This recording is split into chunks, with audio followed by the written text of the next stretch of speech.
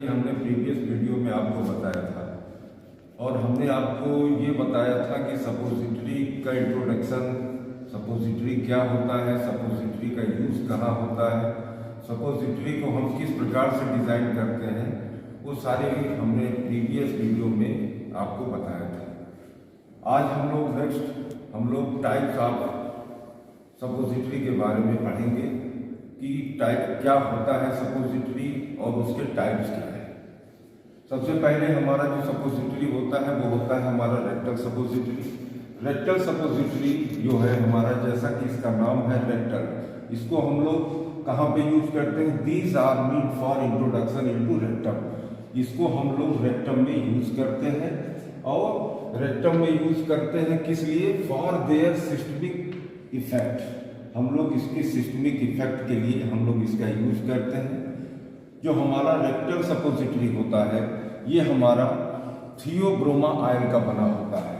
ये Theobroma oil क्या होता है ये हम आगे नेक्स्ट वीडियो में आपको बताएंगे, जब सपोजिटरी बेस के बारे में चर्चा करेंगे कि सपोजिटरी बेस किस किस से बना होता है, वो उसके बारे में हम आपको थियोब्रोमा आयल के बारे में पूरी तरीके से हम आपको क्लियर करेंगे। जो ये हमारा रेक्टल सपोजिटरी होता है ये हमारा अवेलेबल होता है वेरियस साइज में, बहुत सारे साइज में ये हमारा अवेलेबल होता है। और जो रेक्टल सपोजिटरी होता है इसका वेट जो होता है वो अबाउट 1 to 2 ग्राम होता है। आगे हम देखेंगे they are cone or torpedo shape. हमारा जो रेक्टल सपोजिटरी होता है या ये कोन शेप का होगा या टॉर्पीडो शेप का होगा। टॉर्पीडो शेप क्या है? टॉर्पीडो शेप, इस प्रकार के शेप को हम लोग टॉर्पीडो शेप कहते हैं। नेक्स्ट है हमारा vaginal suppository. Vaginal suppository means ऐसे सपोजिटरी जिसको हम लोग वेजाइना में यूज करते हैं। यहाँ पे हमने लिखा है these are made for introduction in vagina. और हमने नेक्स्ट प्रीवियस वीडियो में आपको बताया था जो सपोजिटरी वेजाइना में यूज की जाती है ऐसे सपोजिटरी को हम लोग पेसेसरीज भी बोलते हैं। ये बहुत इंपॉर्टेंट है, मैंने आपको बताया था पहले भी कि जो हमारा रेक्टल सपोजिटरी जो होता है इसको हम आल्सो नोन एज पेसेसरीज भी कहते हैं। ये जो हमारा सपोजिटरी होता है पेसेसरीज या वेजाइनल सपोजिटरी या अन्य सपोजिटरी से लॉन्गर कंडीशन में होता है। वेजाइनल सपोजिटरी हमारा किस शेप में होता है? कोनिकल शेप में होता है, रॉड शेप में होता है और वेड शेप में होता है। वेड शेप मीन्स ये हमारा शेप कहलाता है वेड शेप। और इसका अबाउट जो हमारा वेट होता है ये 4 to 8 ग्राम्स होता है। नेक्स्ट हम बात करेंगे नेजल सपोजिटरी।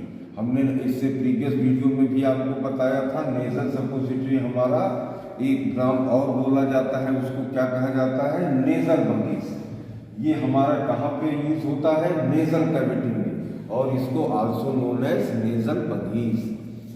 नेक्स्ट है हमारा ये थिन होता है और ये सिलेंड्रिकल शेप का बना होता है। और ये जो हमारा नेजल सपोजिटरी होता है ये ग्लिसरोजिलेटिन बेस का बना होता है और इसकी जो लंबाई होती है 9 to 10 सेंटीमीटर लॉन्ग होती है और ये अबाउट 1 ग्राम का होता है। ये हमारा जो ग्लिसरोजिलेटिन बेस है, हम आपको इसको नेक्स्ट वीडियो में जब सपोजिटरी बेस को हम क्लेरिफाई करेंगे उस वीडियो में हम आपको बताएंगे कि हमारा थियोब्रोमा आयल बेस क्या होता है, हमारा ग्लिसरोजिलेटिन बेस क्या होता है। ये सारी चीज़ें को हम नेक्स्ट वीडियो में आपको बताएंगे। नेक्स्ट है हमारा यूरेथ्रल सपोजिटरी। यूरेथ्रल सपोजिटरी में जो यूरेथ्रल ट्रैक्ट में यूज किया जाता है ऐसे सपोजिटरी को हम लोग क्या कहते हैं? Urethral suppository. इसको हम एक नाम और देते हैं जिसे कहते हैं यूरेथ्रल बगीज। ये हमारा इसका शेप कैसा होता है? ये थिन होता है, लॉन्ग होता है और सिलेंड्रिकल शेप का होता है। और इसकी जो वेट होती है वो 2 ग्राम से 4 ग्राम की लमसम इसकी वेट हमारी होती है। नेक्स्ट है हमारा ईयरकोन। बहुत इंपॉर्टेंट है, 2 नंबर के क्वेश्चन में इसको बहुत पूछा जाता है। ईयरकोन हमारा कहाँ यूज किया जाता है? इंट्रोडक्शन इन ईयर में इसको हम यूज करते हैं। और इसको हम लोग एक नाम और टेक्निकल देते हैं जिसे बोलते हैं ऑरिनेरिया। बहुत इंपॉर्टेंट है। ये ऑर्डिनेरियल 2 नंबर के क्वेश्चन में ये हमारा पूछा जाता है, इसको ध्यान रखिएगा।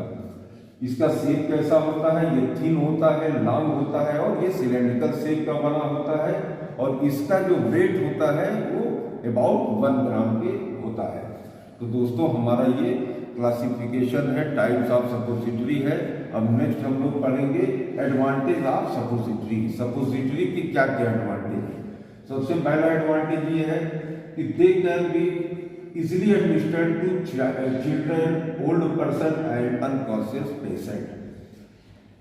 हम लोग इसका यूज किसे ज्यादातर करते हैं, चिल्ड्रन में करते हैं, ओल्ड पर्सन में करते हैं और जो अनकॉन्शियस पेशेंट होते हैं उसमें हम लोग इसका यूज करते हैं। क्यों करते हैं, जो चिल्ड्रन, जो ओल्ड पर्सन, जो अनकॉन्शियस पेशेंट हमारा ड्रग को इजीली सॉलो नहीं कर पाता है, उस कंडीशन में हम लोग सपोजिटरी का यूज करते हैं। नेक्स्ट है हमारा these are inserted into body cavity to produce local effect. इसको हम लोग इसको समझने के लिए आपको, जैसे मान लीजिए हमें वजाइना में कोई इन्फेक्शन है, हमारे रेक्टम में कोई इन्फेक्शन है, तो हमें ये लोकल इफेक्ट देगा। यानी इसको जब आप यूज करेंगे तो इसको आपको ओरली कोई मेडिसिन लेने की जरूरत नहीं है। अगर कोई इन्फेक्शन वजाइना में है, रेक्टम में है, तो उसको ये लोकली इफेक्ट कर अपना जो है एक्शन दिखाएगा, जिसमें हमें ओरली ड्रग की आवश्यकता नहीं पड़ती है। तीसरा है हमारा these are inserted into rectum to produce evacuation of bowels. अब जब सपोजिटरी को हम रेक्टम में यूज कराते हैं तो हमारे ये इवैक्यूएशन को, बाउल को जो है ये इंक्रीज कर देता है। इससे हमारा जो फिजीज है, जो हमारा स्टूल है, वो आराम से इजीली हमारे बॉडी से बाहर आ जाती है। एक हमारा बेनिफिट ये भी है। नेक्स्ट है हमारा it is suitable for drug which produce irritant effect in GIT.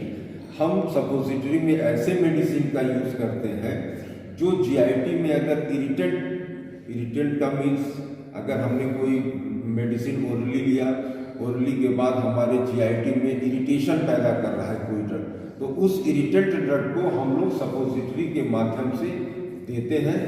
ये हमारा सपोजिटरी का चौथा मोस्ट इम्पॉर्टेंट है एडवांटेज है।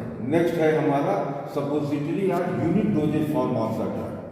सपोजिटरी को हम लोग unit dosage of drug means क्या है, जैसे अगर मान लीजिए आपको फीवर है, आप पैरासीटामॉल ले रहे हैं, एंटीबायोटिक ले रहे हैं, तो वहाँ पे आप एक ट्रीटमेंट के लिए आप 2 से 3 दवा यूज कर रहे हैं, तो सारी दवाओं को हम एक में मिलाकर हम उसको एक यूनिट डोज बना सकते हैं। ये हमारे सपोजिटरी का जो है छठवां और बहुत इंपॉर्टेंट फैक्टर है। और लास्ट है हमारा advantage it avoid first pass effect. अब यहाँ पे दोस्तों जानना जरूरी ये है कि फर्स्ट पास इफेक्ट क्या होता है।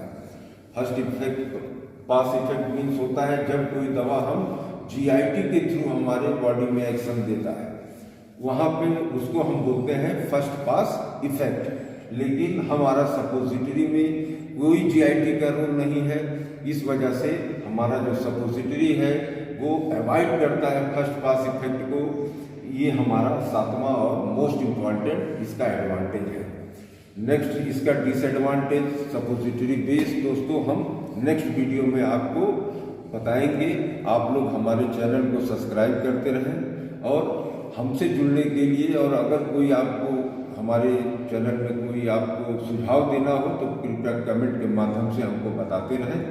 धन्यवाद, बहुत बहुत धन्यवाद।